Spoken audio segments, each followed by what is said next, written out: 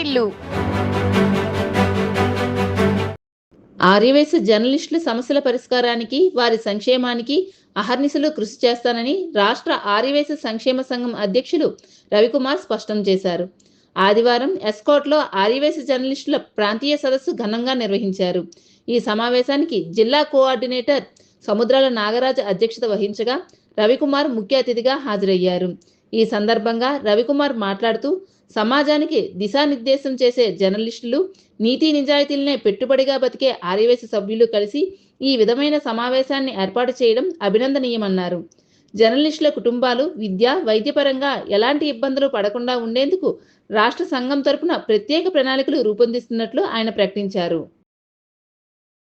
ఈ ప్రాంతీయ సదస్సులో రాష్ట్ర కోశాధికారి పూసర్ల రాజా, ఉత్తరాంధ్ర కోఆర్డినేటర్ పుట్టా శ్రీనివాసరావు, ఆర్యవైశ్య సంఘం నాయకులు హనుమాలశెట్టి నానాజీ, ఎస్కోటా జర్నలిస్ట్ సంఘం సభ్యులు కుమార్, రవి, శ్రీనివాస్, శంకర్ మరియు సంతోషం టీవీ అధినేత శంకర్రావు తదితరులు పాల్గొన్నారు.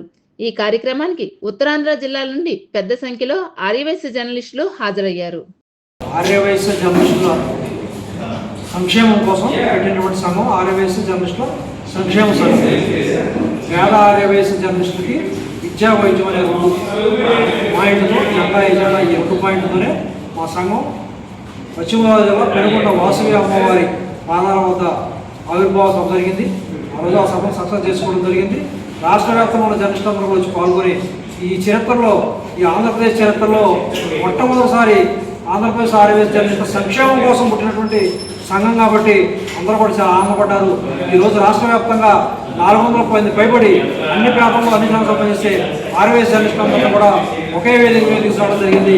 ఈ సంఘం ద్వారా నిజంగా పేద ఆర్యవైశ్య జర్నలిస్టులు ఎవరైతే ఇబ్బందులు పడుతున్నారో, ఫీజుల కోసం కానివ్వండి, వైద్యం కోసం కానివ్వండి, వాళ్ళకి సాయం చేసే కార్యక్రమాలు కొనసాగుతూ ఉన్నాయి.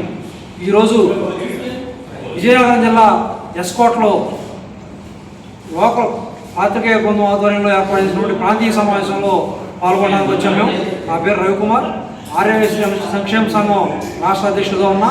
అలాగే ప్రధాన కార్యదర్శి బద్వేలు నుంచి రవికుమార్ గారు, అనకాపల్లి నుంచి రాజా గారు, మాడుగు నుంచి శ్రీనివాస్ గారు, ఇలా మిగతా ఈ ఉత్తరాంధ్ర జిల్లాలో ఉన్నటువంటి జిల్లా కోఆర్డినేటర్లు కూడా పెద్ద సంఖ్యలో వచ్చి పాల్గొన్నారు. ఈ మీటింగ్లో గ్రాండ్ సక్సెస్ అయింది.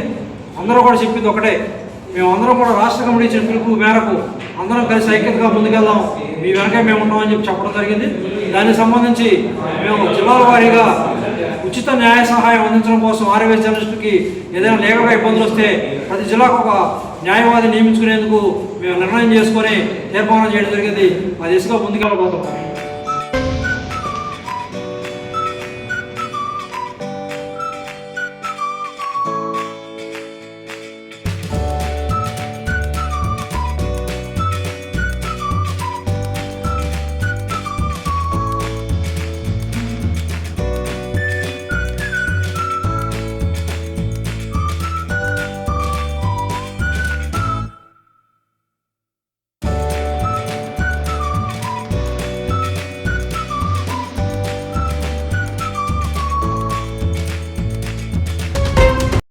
అది మన ఆర్యవైశ్యులకు సాయం చేయమంటే 100 రకాల కారణాలు చెప్పి తప్పించుకోండి. డబ్బు ఉంటే కాదు, డబ్బు లేకపోయినా మంచి మనసు ఉన్నవాడు కావాలి. ఈ సంఘాన్ని స్థాపించిన రోజే నేను అందరితో కూడా డిస్కస్ చేశాను. సంఘం స్థాపన ముందు ఒకే ఒక్కడు రవికుమార్ ఒకడే.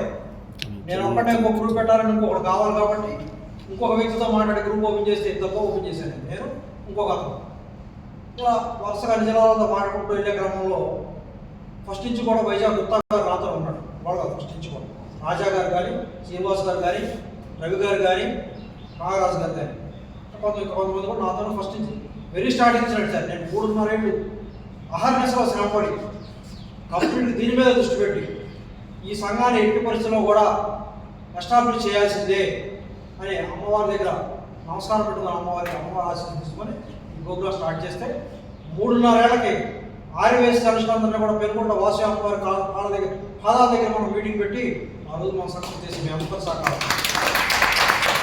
ఈ సంఘం నిలబడితే కులపరమైన సంఘం, ఎవడొస్తాడు వయసులో ఎవడు ముందుకు రాడు, దమ్మున్న వయసు వెళ్ళాడు, మొత్తం పారిపోతారు, చివరికి రవి గారు ఒకటే పిలుతాడని చెప్పి వాళ్ళు ముందు నాకు మా రిపోర్ట్లో చెప్పారు.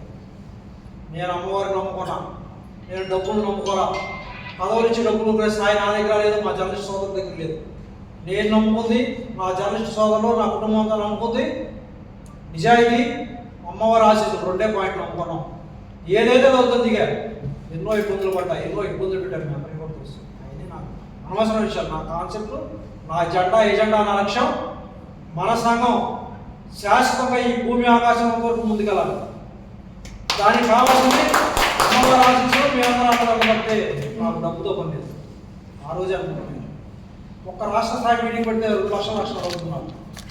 ఆర్థికంగా నాకు సొంత రాకపోయినా అమ్మవారి ఆశీస్సులతో ఎక్కడా కూడా ఇబ్బంది బ్రహ్మాండంగా చేసుకున్నాను. నేను ఆర్యవేసుగా ఉన్నందుకు గర్విస్తున్నా, ఆర్యవేశ జర్నలిస్ట్గా ఉన్నందుకు గర్వపడుతున్నా. ఇంతమంది కుటుంబాన్ని ఒకే వేదిక మీద తెచ్చినందుకు మరీ సంతోషపడుతున్నా. ఇంతమంది మీ అందరూ నన్ను నమ్మి, నేనెవరో మీకు తెలియదు, మీరెవరో నాకు తెలియదు, నన్ను నమ్మారు. ఇవాళ రాష్ట్రం అంతా కూడా ఒక చిన్న రవికుమార్ అనే వ్యక్తిని నమ్మి గౌరవించి గుడ్డలో పెట్టుకొని నా భుజం తట్టి ఈ సంఘాన్ని ముందు తీసుకెళ్తున్నాను. అదే కోరుకున్న అమ్మవారిని. అదే జరుగుతుంది ఈ రాష్ట్రంలో. ఆర్యవేశ జర్నలిస్టులు ఇంతమంది ఉన్నారని చెప్పేసి రాజకీయ నాయకులు కానివ్వండి, మన కుల సంఘాలు కానివ్వండి, మన జర్నలిస్టులు కూడా అక్కడికి ఇంతమంది ఉన్నారన్న వీళ్ళందరితో ఎప్పుడు మాట్లాడేవన్నా, నువ్వు వీళ్ళందరూ ఎప్పుడు కలిపేవన్నా అంటున్నారు. కూడా సాయం ఏమంటున్నారు, ఆడేవాడు రోడ్డు మీద ఉన్నాడంటారు, వీడియో ఒక పెళ్లి చేయమంటున్నారు. ఒక్కసారి నా మాట తీరు స్పష్టంగా ముఖాముఖి ఏదైనా ఫేస్ టు ఫేసే మాడతా. కొంచెం మీకు ఇబ్బంది కలగవచ్చు, కానీ నేను చెప్పింది 100% తర్వాత అనుకుంటారు వీడు చెప్పింది కరెక్టే. మనం నిలబడకుండా, మన వృత్తిలో మన గౌరవం లేకుండా, మనం ఆర్థికంగా నిలబడకుండా, మన పిల్లల చదువు లేకుండా ఏం చేస్తాం మనం? ఊళ్ళో ప్రపంచంలో అందరికీ మనం సాయం చేసి మన ఆర్థికంగా మనం జవసత్వాలు కోల్పోయి మన కుటుంబాన్ని రోడ్లు పడేసుకొని అనాథంగా పెరుగుదామా? ఒక్కసారి ఆలోచన చేయమని కోరుతున్నా మిత్రులారా. మీకు తెలియదు ఏమి కాదు. నేను చెప్పింది కరెక్టా కదా ఒకసారి ఆలోచన చేసుకోండి మీరు. మనం నిలబడదాం, మన రావాల్సిన గౌరవాన్ని తీసుకుందాం. ఈ సమాజంలో ఒక ఆర్యవేశ జర్నలిస్ట్ చేసేంత నిజాయితీగా చిత్తశుద్ధితో మిగతా వాళ్ళు కూడా చేసి ఉండొచ్చు, నేనేం కాదనట్లేదు. కానీ అగ్రస్థానం ఉంది అని చెప్తున్నాను మీ అందరూ కూడా. అమరావతిలో ఉన్నటువంటి సెక్రటేరియట్లో మన కమ్యూనిటీ జర్నలిస్టులు ఉన్నారు, నాతో టచ్లో ఉంటారు. సీఎం గారు పేషీలో సీఎం గారి దగ్గర ఉన్నటువంటి వ్యక్తులు కూడా మనవాళ్ళు ఉన్నారు. ఇప్పుడు చంద్రబాబు గారి దగ్గర మన కమ్యూనిటీ వాళ్ళు. వైసీపీలో ఉన్నారు, టీడీపీ ఉన్నారు, జనసేన ఉన్నారు, బీజేపీలో ఉన్నారు. మనవాళ్ళు అన్ని పార్టీలు కవరేజ్ చేస్తున్నారు. మన సెక్రటరీ కానీ అన్ని పార్టీలు హెడ్ ఆఫీసులో కానీ మన కమ్యూనిటీ బ్రహ్మాండమైనటువంటి గౌరవం ఉంది మన కమ్యూనిటీ జర్నలిస్టులకి. కానీ కడుపునాడు కదా, మన పిల్లల చదువులు చదవాలి కదా, మన వైద్యానికి డబ్బులు కావాలి కదా, మన కుటుంబానికి డబ్బులు కావాలి కదా.